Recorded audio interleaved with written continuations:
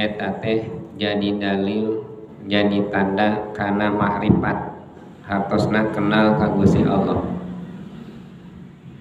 Seperti jalmi hirup, seperti gerakna jisim awak urang, di mana urang gerak teh eta teh dalil bahwa urang teh hirup. Da urang teh moal tiasa gerak lamun urang henteu hirup. Urang moal tiasa ngiceup lamun henteu hirup. Urang moal tiasa papah lamun henteu hirup. Urang moal tiasa tuang lamun henteu hirup. Urang moal tiasa ngarenghap lamun henteu hirup. Gerak urang eta teh nandakeun bahwa urang teh hirup aya nyawaan.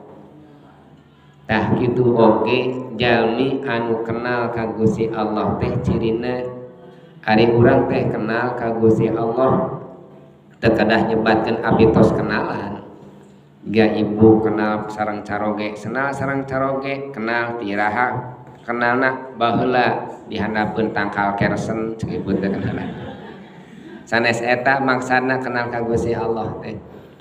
Upami kenal ka Gusti Allah mah ayana urang kenal ka Gusti Allah teh sanes sasalaman kenal ka Gusti Allah mah sanes ninggal, tapi kenalna ka Gusti Allah teh tinggalna tina harokatut taat.